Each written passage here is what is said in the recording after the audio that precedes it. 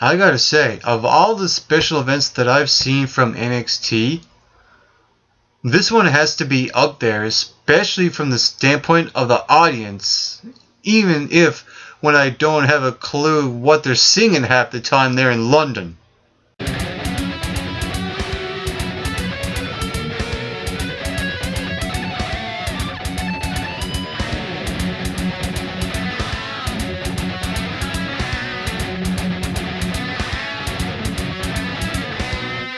Hello all MRBers and welcome to another wrestling video with me, Mike McRock, one half of the MRB Wrestling Review Show.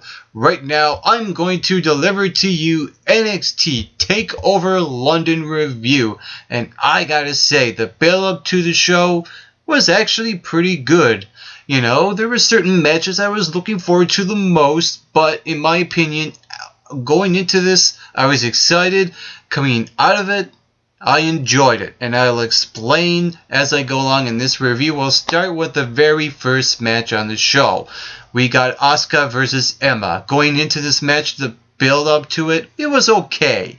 And to me, what makes sense is that the match that with the not so interesting build up would go first in terms of an overall structure and flow standpoint, and you don't want to kick off the show with a match where you don't know if certain talents can set the tone and the bar for the rest of the show. And coming out of this match, I gotta say, I feel like that these two women really set the tone and really set the bar for the night. They delivered. They delivered a really good, solid performance in this wrestling match. Yeah, I said wrestling. Take that, Fitz. I feel like that these two done a really good job in this match, you know? I feel like that this was a showcase mainly for Asuka, but it also made Emma look good as well. And as for the winner being Asuka, I almost wanted to see Emma win here because I just didn't want her to be fed to Asuka in a sense. But in the same time, the story already kind of played out when Asuka debuted and went over Dana Brooke.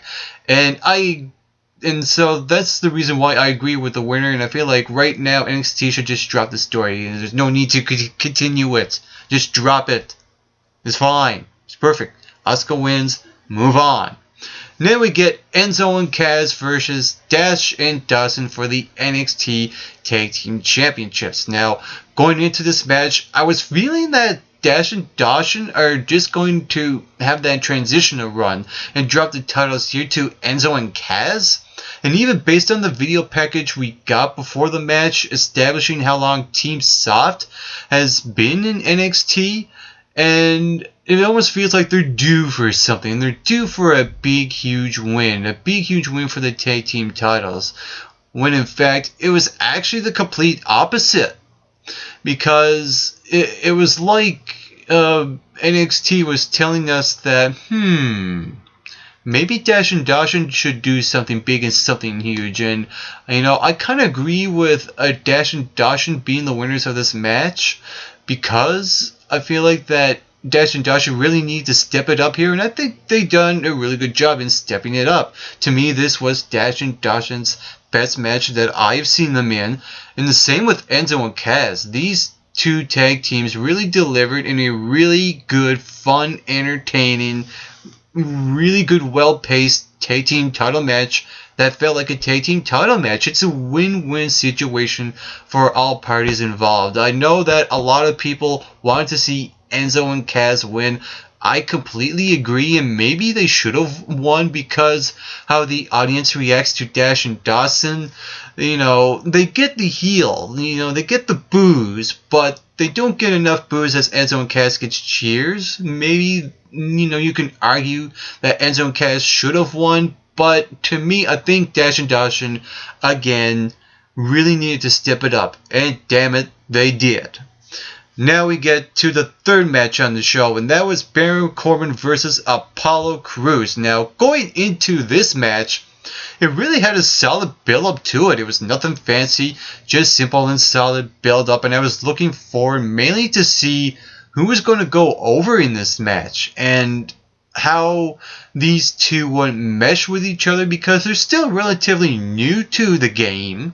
I mean, they're still rookies, but you know, it was almost like, would these two newer talents mesh well? Are they going to botch all over the place and make mistakes and be really sloppy?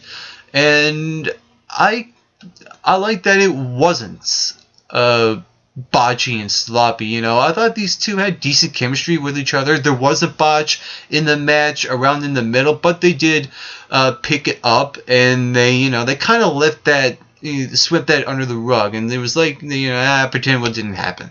You know, it's kind of like that. And the match itself was fine. It wasn't a 5-star classic by any stretch. It was the weakest match on the show. It doesn't really say much at all. But to me, this match really served a purpose on the show to slow the pace down a bit after the first two matches. And as for the winner here, as I predicted, and I agree with the winner being Baron Corbin, because why put Baron Corbin over Rhino a while ago when you're just going to have Baron Corbin jump out to Apollo Crews here? To me, that would make no sense at all. And if you want to launch Corbin to an NXT title match, you have him win here to establish that you're going to push him. And now I feel like he is very, very close to being that next number one contender right now. And as for Apollo Crews losing this match, I don't think this loss would really hurt him in the long term. A loss is just a loss. It's not really going to affect him all that much. And in fact, you really tell a better story if you have a talent not win every match. I mean, it's not always about winning. Sometimes you have to lose in order to know how to win. So I agree, it's a win-win again. I agree with Baron Corbin going over. Now we get to the semi-main event on the show, and that was Bayley versus Nia Jax for the NXT Women's Championship. Now going into this match, to me there was not too much build-up to it. However, when I really do think about it, really, what more can you really do with it? I mean, you have Nia Jax, who has dominated every single woman that she stepped in the ring with. You have Bayley's Cinderella story, and you mix these two stories, you mesh them, and you really have a simple story that really doesn't need much more explaining to do. Again, it was simple and effective. It was decent storytelling. And in terms of what I saw out of these two women in the ring, these two went out there and delivered. They delivered. And I mean they delivered a really good storytelling match, and I really liked the approach to it as well. I didn't want to see a wrestling clinic like we got from the 30-minute Iron Woman match between Sasha Banks and Bayley at the last 2-hour special event. You need to mix it up a bit. And I like that they went the approach of the storytelling mode more so than the wrestling, but still emphasize on the wrestling, but really focus more on the storytelling. And wow, NXT again done a really good job in making Nia Jax look like a beast. I mean, it took a lot to take her out. A lot to take her out. And it also made Bayley look like a worthy champion. I mean, it took a lot to beat her up. I mean, there were moments in the match where I thought it was over. I mean, okay, that's it. Bayley's done. Nope, she kicks out at 2. It was almost like they're kind of Cena-ing her. John Cena-ing her. Whatever. Or what I'm saying. But you get what I'm saying. They're almost like Superwoman her. But in the same time, Bayley is a better wrestler than John Cena at the end of the day.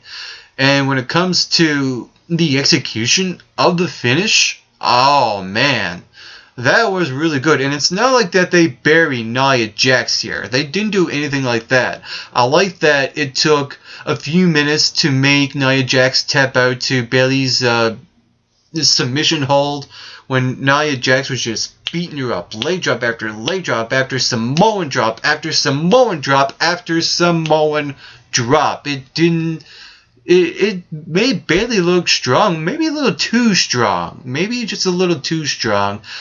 But man, NXT knows how to make someone look like a beast. I mean, you go back to the Royal Rumble back last year when they made Brock Lesnar look like a beast against Seth Rollins and John Cena. It was almost the same thing here with Nia Jax here.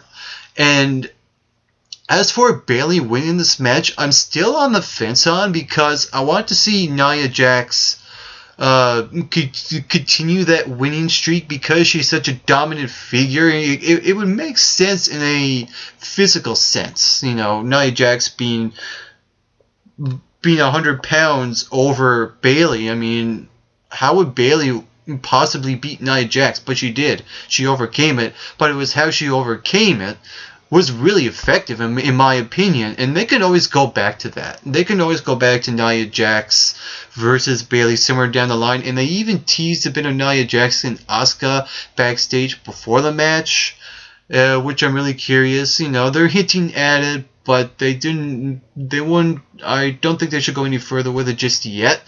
But wow, this match was really good in terms of storytelling, I gotta say. And it was like NXT wanted to see if Nia Jax could deliver in a semi-main event worthy match, and I thought that she delivered fine, which is why I think NXT was kind of cautious of having Nia Jax not win and not go all the way with her. So in that sense, I kind of agree with Nia Jax losing. But again, it's how she lost. That was absolutely amazing. Then we get to the main event, and that was Finn Balor versus Samoa Joe for the NXT Championship. I loved the cool Jack the Ripper entrance from Finn Balor. I like it. I like that Finn Balor always makes something different with his grand entrances. I mean, one special event he's the demon, another special event you have multiple demons come out, and then he comes out. This one we get Jack the Ripper. That was really cool. Going into this match, the build-up of it, has been pretty good. To me, this was the main event. This was the match with the most build-up, with a lot more to it. I mean, it really started at the Dusty Rhodes Memorial Tag Team Tournament Classic when Joe and Balor won the tournament, and when Finn agreed to have Joe get a title shot against him, but Regal wouldn't have it. He wanted to have the Battle Royal, and Finn never took his actions into words. Then Samoa Joe turns on him. We get the contract signing, and the content of the storytelling, very simple, and it was good storytelling. And with Joe gaining all the momentum heading into this match, again, there's a bit of a predictability factor. It's obvious that Finn Balor was going to win in this match because of how Joe got all the momentum and Finn Balor had very, very minimal momentum. And this match was really good. And again, it's a way of making you want to root for Finn Balor a whole lot more. And I thought this match delivered. To me, this match felt like a main event worthy match for the NXT Championship. And it's almost like the same pattern out of every NXT 2-hour special event where you get the main event and it's kind of like, we're getting a bonus match after the semi-main event. To me, it's always been like that for the past few special events. For some weird reason, I get that feeling every time. It's like, okay, we get the semi-main event, NXT Women's Championship. Wow, that was fantastic. Wow, that was great. Oh, we get a bonus match. Oh, okay, we get an NXT Championship match, and it was pretty good. I thought this was actually the match of the night. And these two went out there and done a pretty good job in terms of wrestling in this match. However, my only nitpick about the main event was I felt like they could have used a bit more storytelling, a bit more psychology, especially from Samoa Joe, knowing that he is a strong, dominant guy that would beat up Finn Balor. I wanted to see him intimidate Finn Balor in this match. Get inside his mind and get into the den of psychosis of the demon. That's what I wanted to see from Samoa Joe. But overall, this show was really, really good. NXT TakeOver London felt like a special event because the London crowd really elevated the show and the overall feel of the show. It really brought it to life. I just had a blast watching this, not only because of how lively the crowd was, but because the three titles felt like there was real stakes raised, and the structure and the flow of the show went smooth and hit all the right notes in all the right places. My only nitpick of the show is that it could have used maybe 2 or 3 more backstage interviews to give it a bit more of a variety. But overall, the show provided the audience with great video packages, hyping up every single match on the show when the build up to it was average at best. And I gotta give my props to NXT delivering a really good, a really fun show. And when NXT delivers a 2-hour special main event, they deliver. They give their all, and this is what the main roster should do with their special events. So I'm going to say that NXT TakeOver London delivered 4.6 out of 5 MRBer points. And if you saw NXT TakeOver London, what did you think about it? Feel free to leave those comments right here in the comment section below. And you can also hit that subscribe button down below this video as well to become an MRBer on this wrestling review show.